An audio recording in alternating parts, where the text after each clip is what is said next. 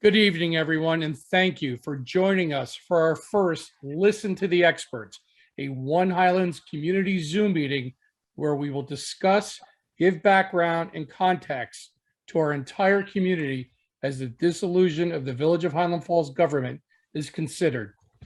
Our guest speaker tonight is Dr. Gerald Benjamin, Distinguished Professor of Political Science Emeritus at SUNY New Paltz. He is the foremost scholar and expert on local and state government in New York and is held in high esteem by both state and local government officials, other scholars, and thousands of students who have taken his courses during his nearly 50-year career at SUNY New Paltz. Dr. Benjamin is a Fulbright scholar and served as chair of the Department of Political Science and Dean of the College of Liberal Arts and Sciences at SUNY New Paltz. He has written and commented extensively on state and local government and regional governance with a special emphasis on New York. He was formerly the director of the Center for the New York State and Local Government Studies at the Rockefeller Institute of Government. At the end of Dr. Benjamin's presentation, we will be accepting questions via text and to address and be answered by Dr. Benjamin. If you look at the bottom of your screen, you should see a Q&A queue. Click on that and you should be able to type in your questions. So without further ado, it's our honor to introduce Dr. Gerald Benjamin. Thank you, Joe, and thank you all who were involved in inviting me in the One Highland group.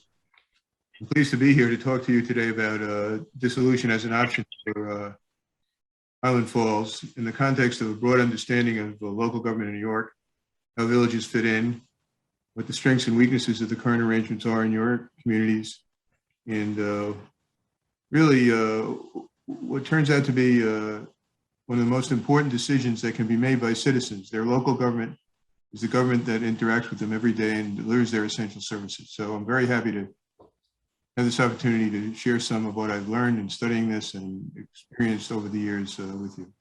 First slide, please. So we're going to talk today about dissolution as an option for Village of Highland Falls. I'm going to give some context, and then we're going to talk more specifically about your circumstance. Next slide.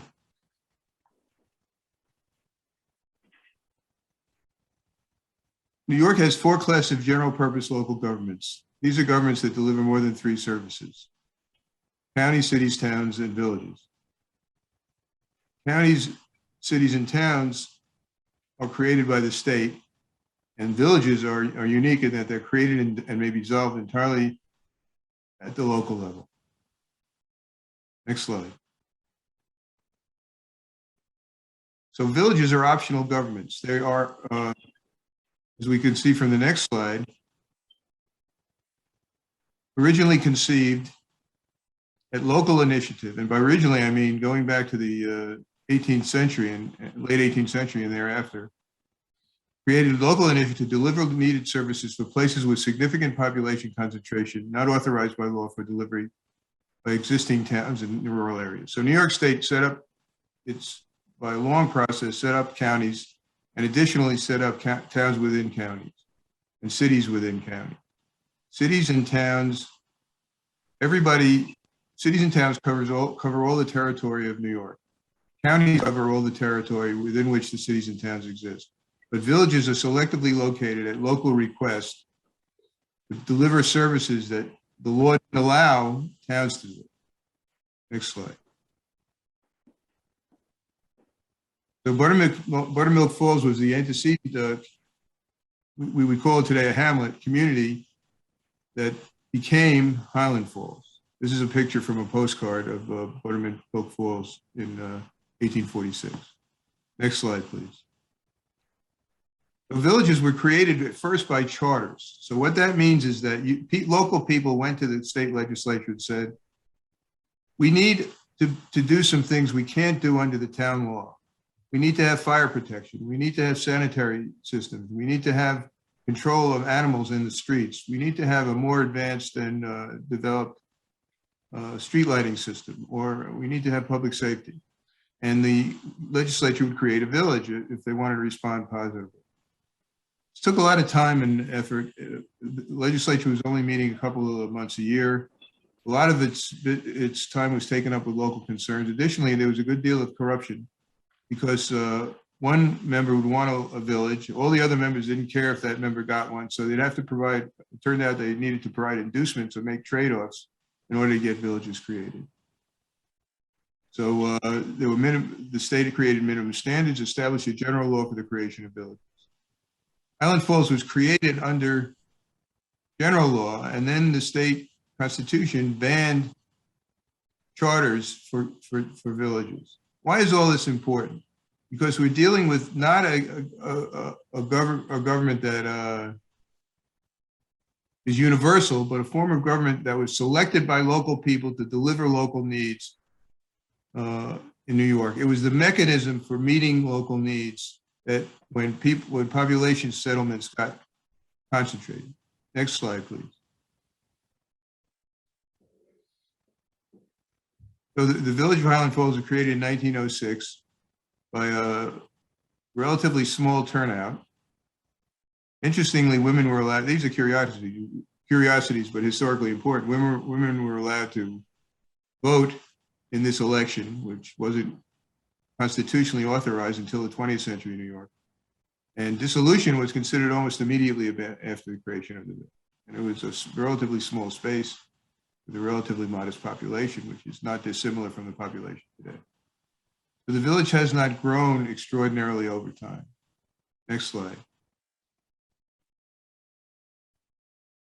Hamlets have population concentrations, but never became villages because they didn't use the local law, the state law, to make themselves into villages, even though they met the criteria. I give the example of Highland and Town of Lloyd, but you could take the example of, there are examples in your community as well. Next slide, please. And you can see here that villages stopped being created after a while. After just before World War I, if you look at the second peak on the chart, it peaks at around a decline in the chart is not linear, but gradual from the late 18th century, and then goes all the way down as we enter into the 1950s.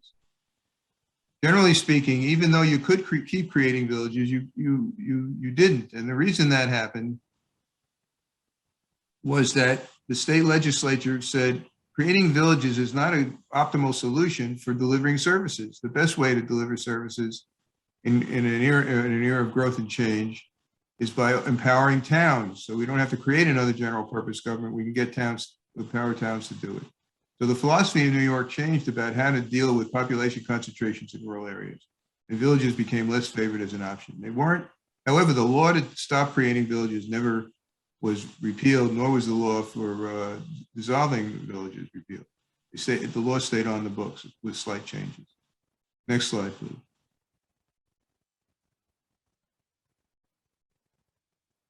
This is a quote from one of the leading scholars on village history and operation and function. Since 1940, the rate of new village incorporation has declined significantly. This is largely attributable to the expansion of the general service function of towns, creation of a suburban town law, and the development of special. So her name is Lisa Parshall, and I understand she's going to come to talk to you. She's very informed. And this is the key point, because we stopped creating villages because it was a suboptimal way of delivering services. It was creating a whole new create services that you could deliver through, that you could otherwise deliver through the existing general purpose government system, which was universal. Every place is in a town or a city. Every person lives within a town or city. All territories within towns or cities, but only selective portions of territories or portions of counties or towns are within villages. And sometimes villages, boundaries don't even conform to the boundaries of towns or even counties that cross county lines. Next slide, please. But we kept villages. Now, I'm not inferential. Now, villages, as we'll talk about their character in a minute, I'm not hostile to villages per se, but it's like keeping an old machine in your garage, when you buy a new machine to do a job, it still works, it's still useful, but it's not the way that the state decided to optimally deliver service. It might optimally deliver service. Next slide, please. Okay, now comparing villages is very challenging, and most people who work in this field will tell you don't compare villages one-on-one because they're all not the same. The general title village includes a lot of different sized entities. If you go to Nassau County, you'll find that there are lots of villages, I think in the area of 80 villages in that county, and the towns are enormous, multi-billion-dollar governments. So the villages are the genuine singular local governments, general purpose governments in Nassau County. But in Orange County or in Dutchess County, villages are relatively small, and they're within towns that are relatively small. So the towns are genuine local governments. They're not but misplaced in a category that they really don't fit in. Next slide, please. This is a classic study by the New York State Comptroller's Office, and it points out that these categories are not sensible. So when you have why is this important? Because you tend to conjure up in your mind a certain notion about what a place is by the category there. But of course, these categories don't hold similar entities. So this study resorts the entities, and it's very interesting, worthy of attention. It's not going to go into it in detail here. Next slide, please. So this gives you some idea of the difference in size of villages across the state. Speculator has almost 45 square miles, Highland Falls, 1.1 square miles, South Floral Park, less than 1/10 of a square mile. And you can see the population differences. North Hempstead is a very big government. It's bigger than most cities in New York. Ealing Harbor, however, has a quite small population. 0. Slide, please. When you're thinking of putting a village and a town together, you often ask yourself the question, are these places similar? Are they similar socio-demographically? The population of Highlands looks a lot bigger than in High Falls, but in fact, it's when you exclude the military academy, which has about, I'm told, estimates at 10,000 people, the number of people who live in the town of Highlands outside the village who are not associated with West Point is actually lower than Highland Falls, the village itself, which is a little unusual for New York State. There aren't another thing that's unusual in your community is that the number of people who live in their owner-occupied housing, the percentages in the town is low, and that's again because of West Point, I think. So generally speaking, villages have less affluent populations and younger populations because the younger and older populations at the same time than the towns because they're at the older housing stock. So the less affluent people find housing in the villages more easily than in the surrounding towns. And older people tend to stay in villages after their children grow and keep their houses. So they make up a larger portion of the population. This is significant because, as we'll see, it affects revenue potential. Next slide, please. Most things that villages do, they don't have to do. They're not mandated to do. They can be done otherwise. And I'm sure you've studied all this and know a lot about it from your interest in dissolution. All the functions that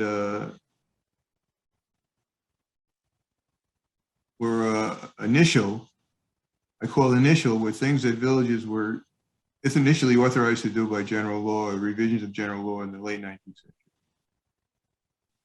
The things I indicated as added are things that added in the 20th century. Now, that's important because the reason to have villages, people are still creating villages, you know, from just living in the Hudson Valley, and I have some more detail on that. So there are still reasons to create village, but they aren't the original reasons, not to make service delivery, not fundamental basic service delivery is not the reason anymore. But there was an extension of what villages could do over time in the general law. village law. Next slide.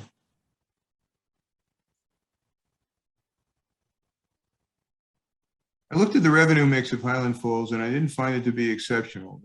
The functions are not exceptional. Highland Falls has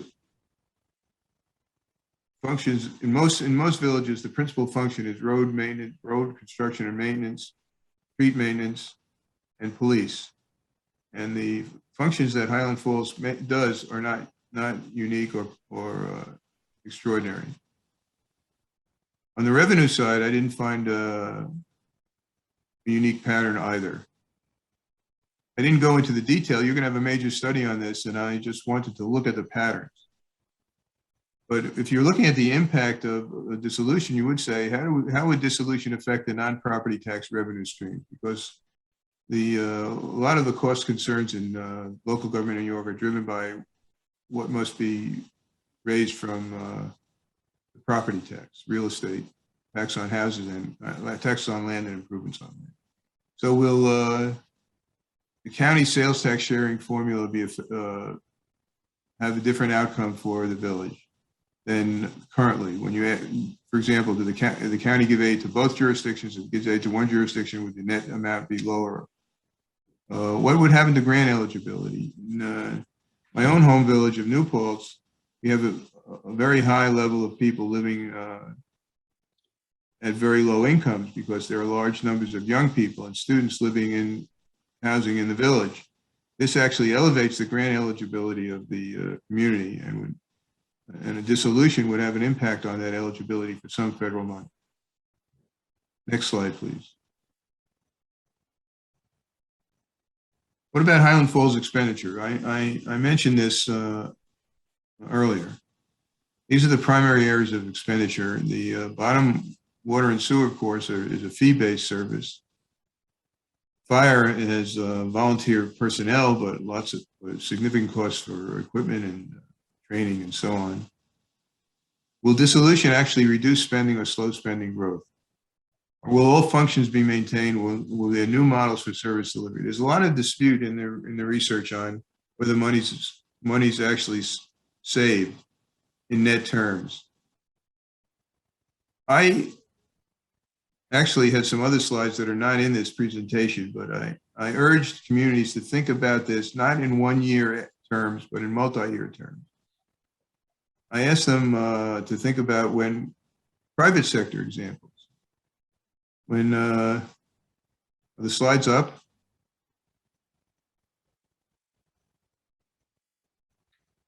I asked them to think in private sector, from private sector examples. For example, when companies are joined, when there's a merger, it takes time to realize the benefits. When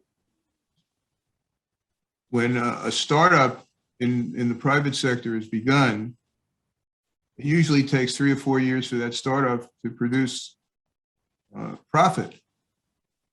So when the financial impact on the community is considered, it has to be considered over multi-years, not in an out year. And the costs, of course, to do this also have to be considered, as we'll see. Next slide, please.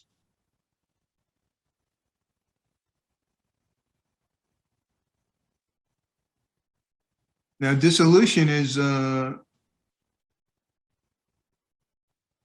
not, your effort at dissolution is not unique, and Lisa Porchel has gathered the numbers on this, and we'll cite some of them, and I'm sure she'll go into the detail.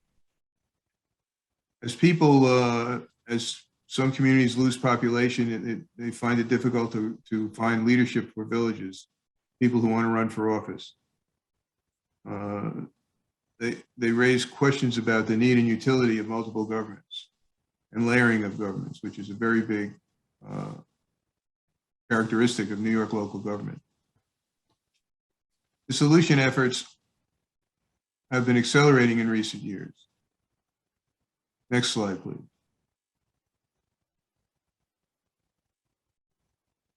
So you can see the patterns of dissolution attempts between 2010 and 2018. dissolution, successful dissolution. Now, the reason for this was a person who was recently in the news, Andrew Cuomo, when he was Attorney General, had an enormous interest in reducing the numbers of New York governments. And he actually claimed, even after he became governor, that there were far more local governments than there actually are in New York. Now, this is a misplaced, it's easy to criticize Andrew Cuomo when he's down and out, but before actually I helped him with develop his approach to dissolution when he was Attorney General. But the numbers of governments is not the problem. The problem is the utility of the numbers of governments and their consequence. If we had lots of governments, but they had high levels of utility and value and efficiency, we would not have a problem. But we were challenged to be able to demonstrate that that's the case. Even though a major state official who became governor pushed dissolution, and the way he did it was by making the process easier in law, lots of dissolution attempts failed. And we have to know what the general arguments have been on dissolution and the alternatives, consolidation and other available alternatives. Actually, not all the available alternatives are discussed because some need special law to affect, and we are only considering the options under available general law.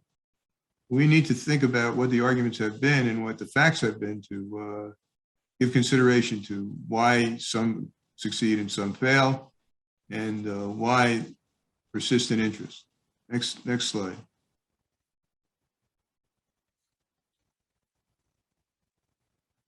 We come back here to the creation of villages. Those of you who do this know that ordering the slides is sometimes a challenge, so bear with me if you think I'm bouncing around a little. Next slide.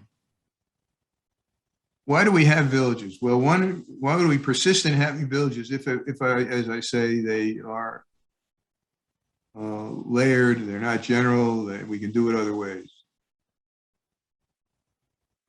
We want to preserve our community, and we identify our village with our community.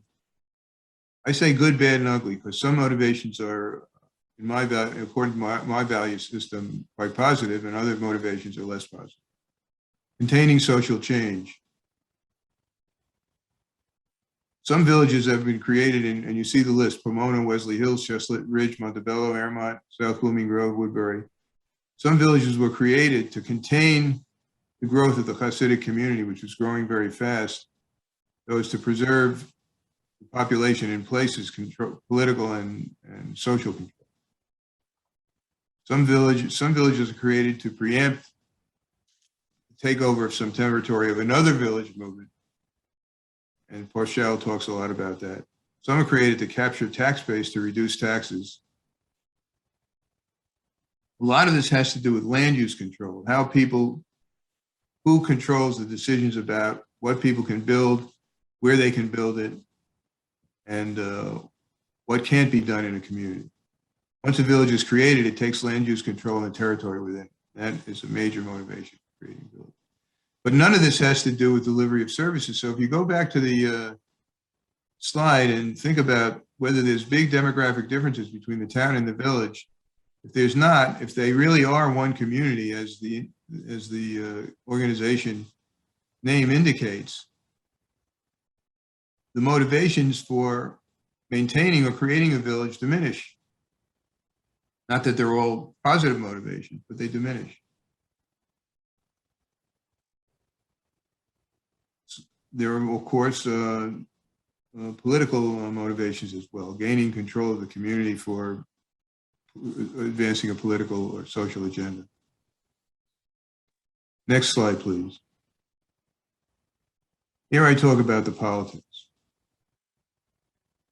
Interesting quote from Daniel Patrick Moynihan. Some of you may still remember him. Excuse me. Everyone is entitled to his own opinion, but not his own facts. The reason you hired a consultant is to give you facts.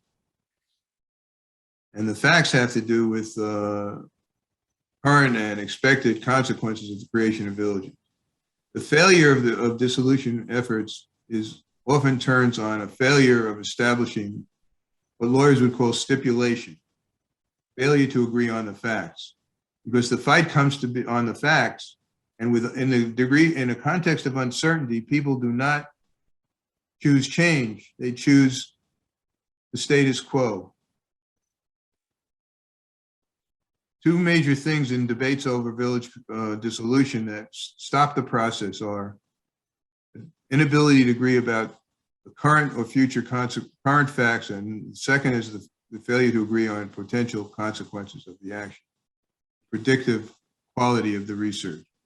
And prediction in social science, anybody who's tried that and do it, is not easy. Next slide, please. The theory of villages was that we were going to create a service delivery mechanism.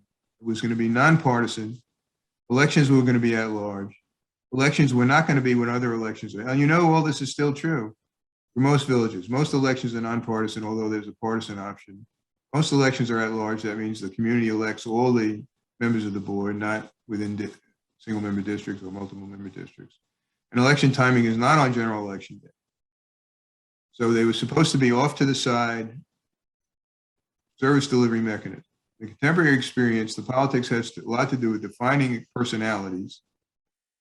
One person's friends contesting with another person's friends. Low turnout, so self-perpetuation of leadership. Conflict around big issues. Sometimes dissolution is the big issue. Sometimes it's whether Walmart should be allowed to move into the community. Change in the ethnicity and social class of people coming to the community. And partisanship, which is, if not formal, if it's not partisan elections, it's informal, what I call masked partisanship. It's still Republicans and Democrats, but calling themselves different things. So in theory, villages, governmental entities, aren't what they were cut out to be.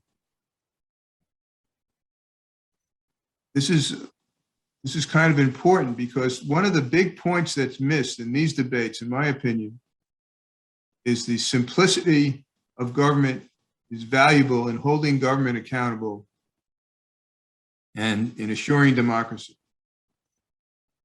I was a county legislator for 12 years. And I would often be stopped in ShopRite here in New Paltz, and somebody would ask me a question about why their road hadn't been paved in the town, or ask me a question about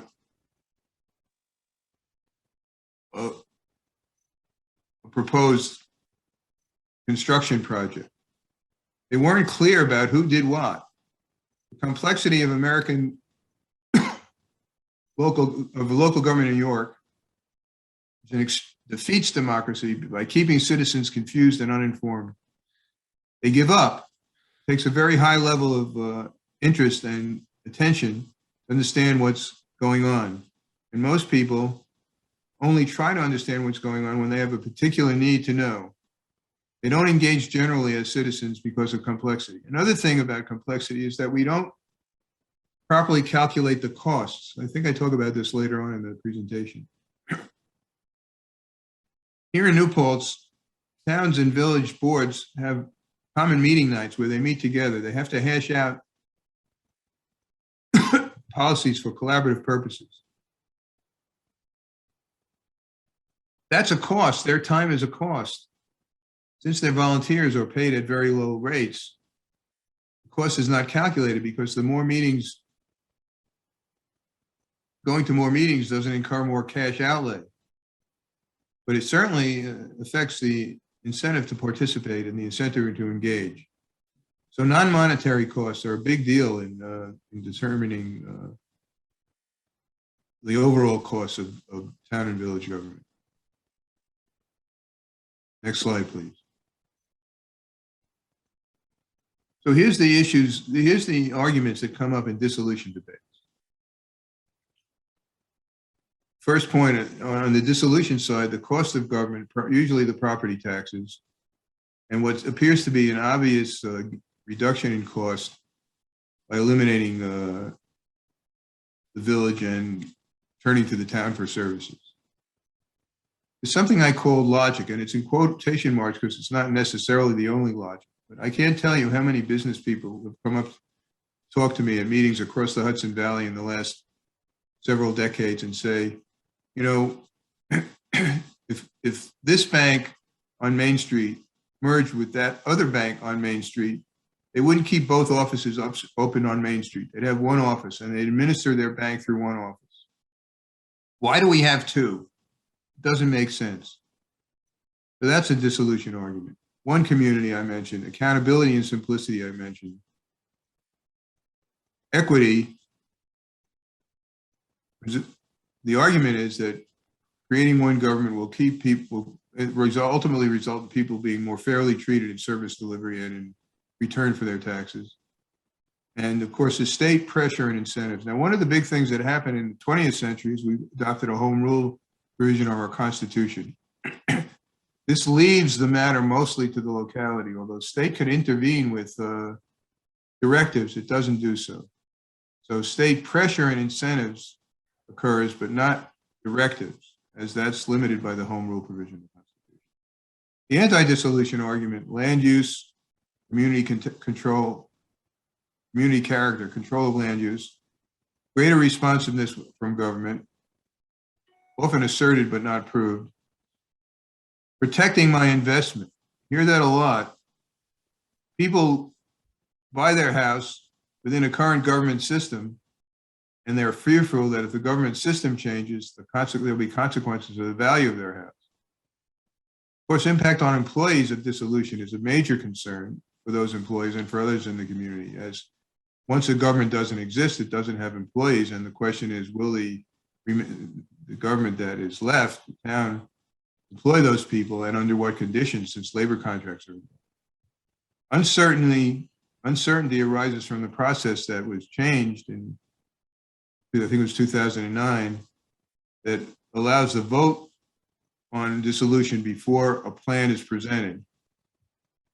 The tax consequences are usually positive for village residents, but not positive for town residents. So it's an imposition. The argument against dissolution is that there's an imposition on town residents in a way where they have no say, because the only say for a dissolution, unlike a consolidation, the only people who have a say are the people who live in the village. There's a better alternative, and that's where consolidation comes in, or coterminality comes in. And the problem with the better alternative argument is that once you reject the alternative before you that you can create by local action, the better alternative becomes less appealing to the people who are arguing there is one. No voice for the town outside the village is in the process, which we mentioned, and hidden costs. You know, it's actually going to cost you more for some services. It's argued and demonstrated in some cases it's true. Foregone revenues might occur, and that is a cost that you're not accounting for. So that's the argument against dissolution. So you can see that you can look at these lists and see if all the arguments that have been made so far, or that you expect will be made by the time a report is given by the consultant and by the time you vote, are included in this list. I'll bet you they are. Might be a bad bet, we'll see. Next slide. Okay, so here I talk about, next slide, please. Here I talk about why we're pushing. This is the Cuomo quote I mentioned. These numbers are not good numbers. They're rhetorical. He counted I think he counted every special district in this number. One of the interesting things about local government numbers in New York is when you go to federal sources, they have different numbers than state sources. The best numbers are from the New York State Comptroller. The reason is that there are certain financial reports required of all local governments to the controller, so he or she has that capacity to aggregate who reports or who is supposed to report and fails. Next slide. This is the Act of 2010 we mentioned. It lowered the petition requirement. It did not require antecedent study before an initial vote. It allows a permission referendum after a plan is adopted. It offers state aid to encourage studies, and it also offers state aid to ease the property tax impacts, which we'll talk about further. Next slide. Now, villages have been the focus of all this, and some of the criticism is that the relationships that can be created between villages and towns are not very well addressed in the legislation. And there are ambiguities in the legislation, but I think the criticism arises at least to some degree out of a desire to defend the status quo for people who are working within it. Next slide, please. So I want you to know that I am giving background and context for members of the Village of Highland Falls community about dissolution. I know the LaBerge Group, the consultant retained by you. I have not seen any part of their report. I'm not criticizing their report because I haven't seen it, and I certainly haven't done the work that they'll do in the report because I haven't got the capacity or resources. So I'm now open to hear your questions and respond to them. Thank you for your attention. Thank you, Dr. Benjamin. I will now go in and see who we have in here. Sorry, bear with me one second. And okay, I'm sorry. First question, Ben Seiden of LaBerge Group, the handpicked consultant for our interim dissolution study, frequently mentions consolidation or coterminus as better options than dissolution. In his write-up of the Pauling interim dissolution study, he constantly put it up in the summary blue boxes as important points to consider, and he has mentioned it to others repeatedly. He also points out that Article 17A is a flawed law. Is he right? Well, first of all, he has an obligation to look at the alternatives if the funding for the study is from the state, because they have an expectation that alternatives will be considered. So that's an obligation he has. There's some people who don't favor dissolution argue that the people who live in the town outside the village have no voice. They also argue that the planning process should antecede the vote on dissolution, the initial vote on dissolution. They also think that consolidation requires negotiation between the town and the village and requires dual approval in the town outside the village and approval in the village, which mitigate some of the concerns not of people who will be primarily impacted, including the employees of the community, as the negotiation will have to resolve in accord with the agreement of all the parties. So they argue that it's politically more viable to take this approach, and it's communally more viable. My point of view on this is that you have an option where you can force action against the status quo that is entrenched, and an option that is very hard to move, even though because it requires so many levels of agreement before you act. And I'm, after a career of trying to get people to work together, and with some success, in my old age, I'm inclined to cut the Gordian knot. So that's a difference of opinion. But I don't think that the LaBerge Group is biased. I think their point of view arises out of their understanding of the experience in New York and what the law requires. Is the law flawed? Well, let me be a wise ass and say all law is flawed. If I had my druthers, I wouldn't get in a room with 3 or 4 other people, but I'd get in the virtual room with 3 or 4 other people, take New York local government law and rewrite it entirely. New York local government law, with its classes of government I indicated to you, its complexity, its incremental development, its internal inconsistencies, has a level of complexity that only benefits those people who want to be village and town attorneys. I'm hasten to say. So yes, it's flawed. And if you look at some of the publications of the New York State Association of Mayors and other municipal officials, you'll see issues about the petition process, issues about lack of detail about which governments can collaborate, issues about the consequence of certain choices, issues about the disposal of property and the assumption of liabilities post dissolution decision. But we can manage those. We manage a great deal of complexity. We can't, I guess the bottom line is you can't let the perfect defeat the good. All right. Thank you, Doctor. Next question. I'm sorry. Oh. Would a town-wide, this is from Howard, would a town-wide village be a viable or alternative to Highland Falls? Yes, there are co-terminal jurisdictions. Mount Kisco, where my grandchildren live, is one of them.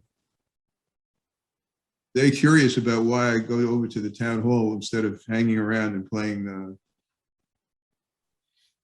I don't play stickball anymore because my back is so bad. But there are other examples. They were created by special law, and you could create an outcome by special law. So it is possible.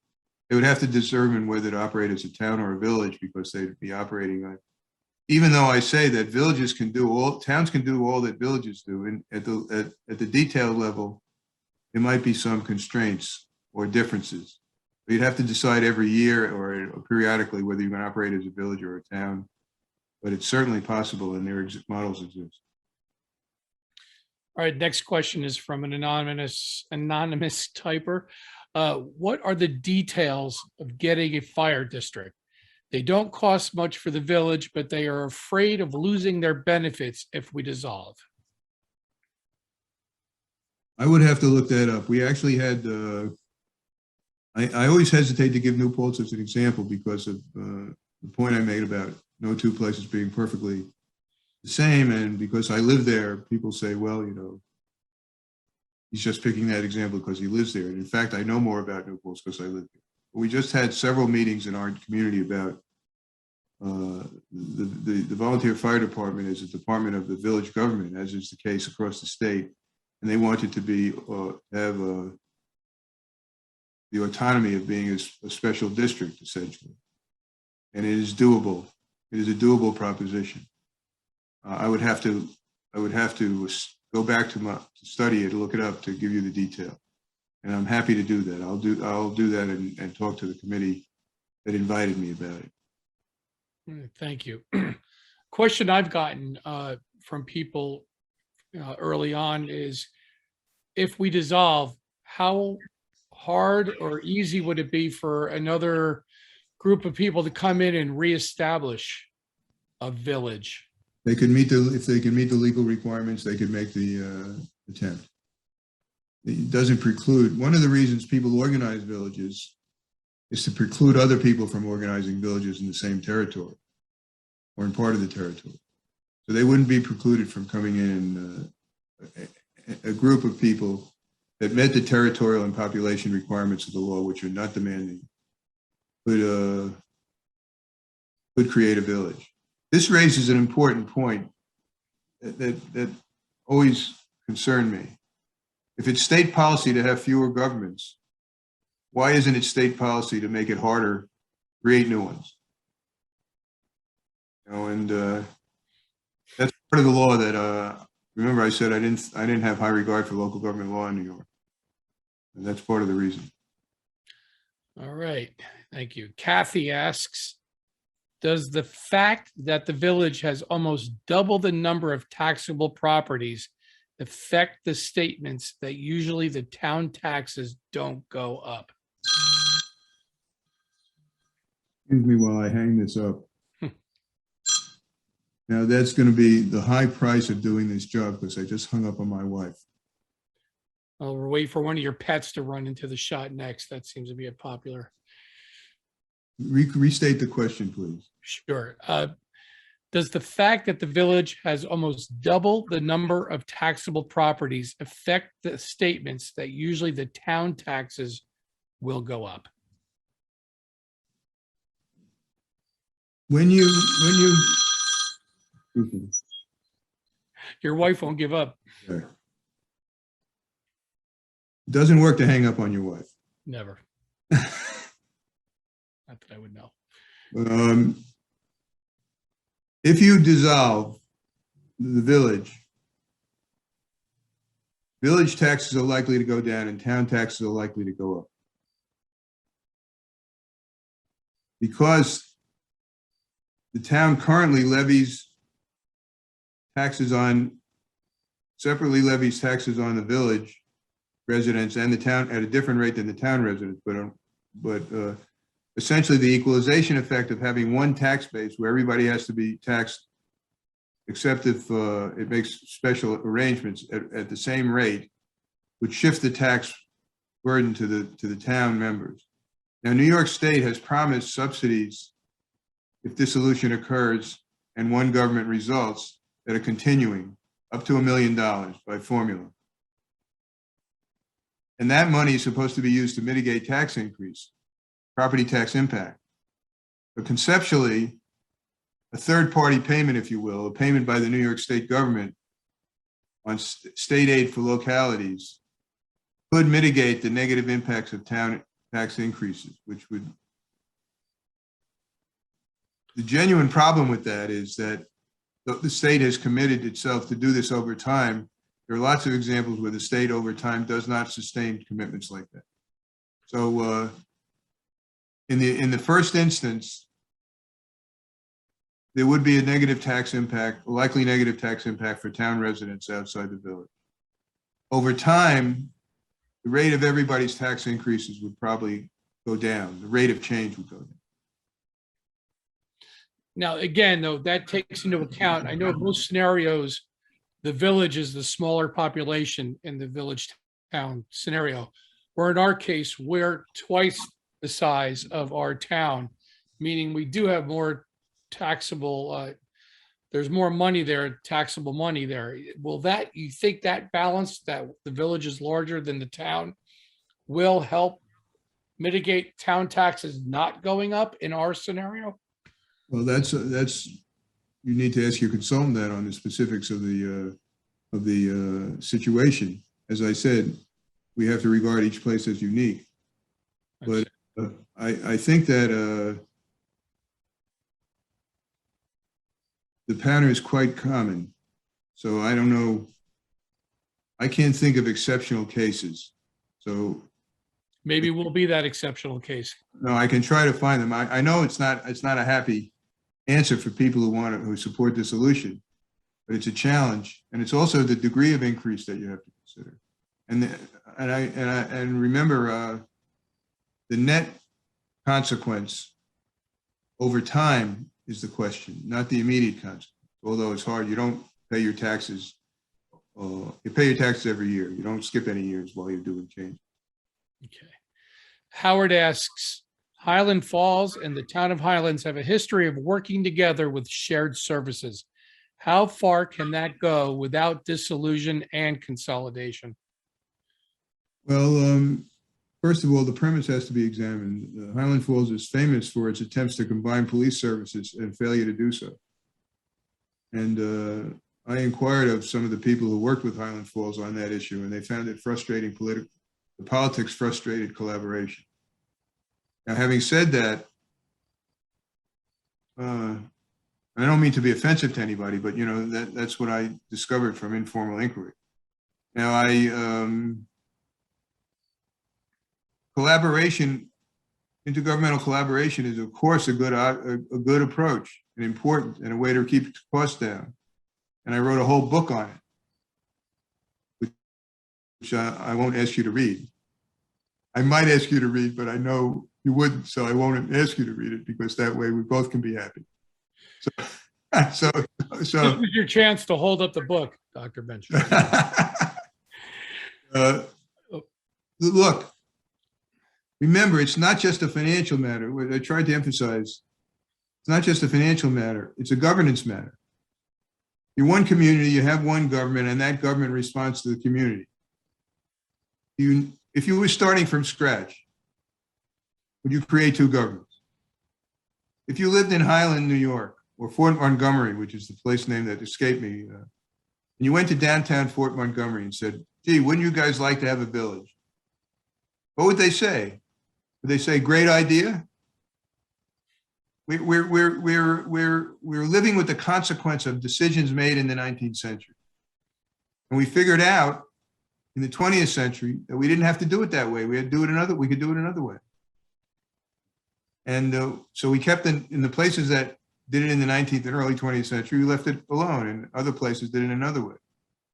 And there's no evidence that they get less services of lesser quality or value.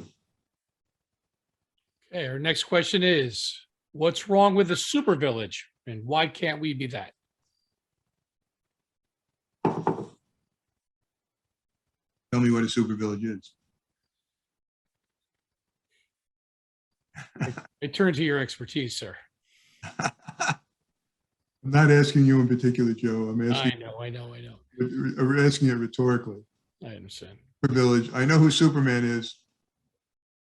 I know he's faster than a speeding bullet, more powerful than a locomotive, able to leap tall buildings in a single bound. But I don't know what a super village is. I've never encountered the term. Okay. Next one is, how are we confined with the collective bargaining agreements we have in place, like with the PBA? I think that the collective bargaining agreement for the town, I presume the town has one, governs their employment decisions for police officers. The village's agreement, if the village doesn't exist, it can't, and it has no employees. It's dissolved. It has no employees, so it has to meet the obligations to its employees as a consequence of its dissolution. But its labor agreement does not constrain the town. The town hasn't agreed to that agreement. The village has, and that's a significant problem because the officers with seniority. The town would like, as a hypothetical, the town would probably need more cops. It certainly need more cops if it took on responsibilities that it doesn't now have. I don't know if it would need all the cops that it has now, but that's for this study to determine.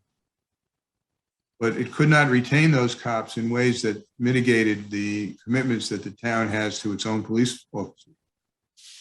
If I had 30 years of seniority in the village and the town wants to hire me, and hiring me with that level of seniority disadvantages or people already employed, it couldn't do it. What is your position on having a local dispatch instead of signing up for county 911? Well, I actually did a study. My last study as a consultant was of the Sullivan County Emergency Response System, medical response system. And I think central dispatch is a better option than a local dispatch system to reduce costs and assure the most timely arrival of emergency personnel at the scene of the problem, whether it's medical or police or fire. And this is currently our last question posted. And again, another anonymous attendee. What happens to water and sewer systems? How does it affect the overall cost of getting water and paying for sewer? Well, the water and sewer system would become a district within the town. And the people who receive the service would, as they do now, would pay for that service. The town would have to have the necessary personnel to operate the water and sewer systems that it has. That would mean that it probably would want to retain the people doing it now, that not only are they professionally qualified and licensed, but they are familiar with the system. So there would be, the financial obligation would remain with the people currently receiving the service, as it would be in a water and sewer district within a town now. And the personnel decisions would be up to the town. This is interesting. The village could, the people who want dissolution could promise that they try to mitigate the consequence on individuals working for the village of a dissolution, and genuinely seek to do so. But they're not obligating the town, which isn't making the decision. All they are is making a representation to the town that this is a good idea. We are luckily, we hear a lot of cases where the town doesn't want to participate. In our case, our town government and a lot of our department heads are already looking into ways to, again, to mitigate job loss. So we're hoping that's going to be a positive step when dissolution, if it does pass. Well, I would say that any public statements that you can get people to make in town government, that they have that intention, would be very important. Understood. Yes. But it's not, you understand, not binding because they're not official actions. I wish I could say something differently, but it's just not possible. Understand. We do have some more questions, again, from Howard. How can the village residents who want to limit redundant government but want to have a meaningful say at the ballot box as to the shape of that government shape the result?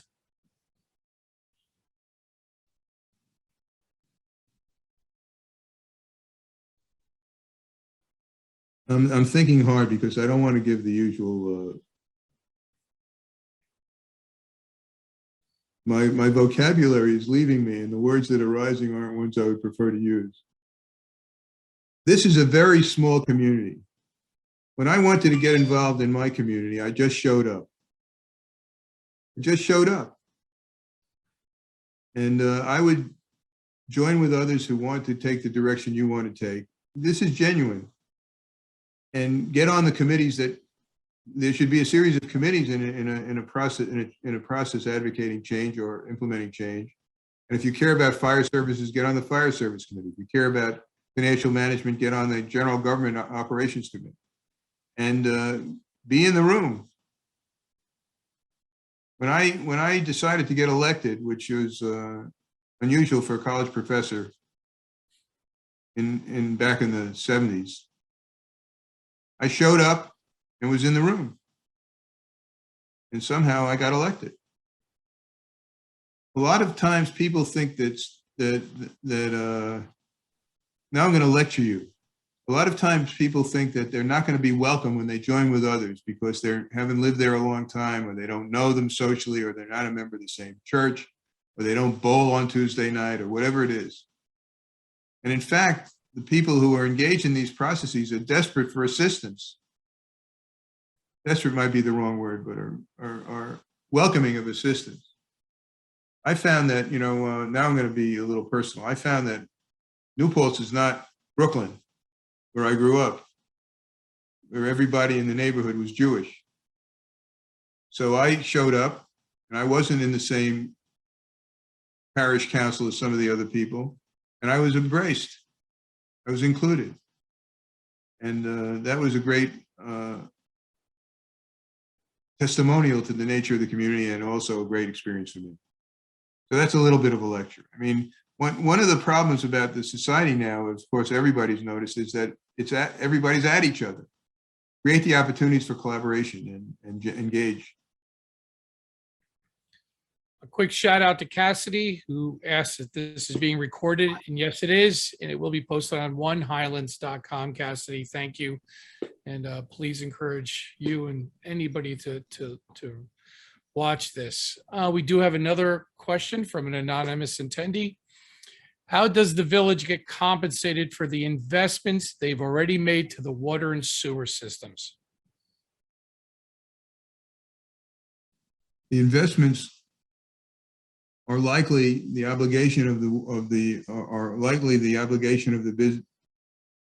village funded by grants and revenue, or funded and paid for by grants and revenue from people who consume the water and sewer services. That would be sustained by the creation of a town district. So the finances of the water and sewer system would be wholly contained in special accounts. Now so in fact, I'd have to look at how much the village spent out of general tax revenue to build its capital operation. But in fact, the ownership isn't changing and the financing isn't changing. The same people are paying for it. Paying for it has paid for it before because it's a fee-based system. But you understand that a tax is a general levy on everybody, and a fee is a levy on people who use the service. And a district is a way of creating is a mechanism for creating a fee-based system, so users pay. It's the difference between getting on the thruway and paying for the road through tolls and driving on 9W, paying no tolls, which everybody's paying. It's partly true and partly not true because there's gas tax and not everybody pays the gas tax. Metaphorically. Well done. Sir, I don't see any more questions. Last shot, anybody?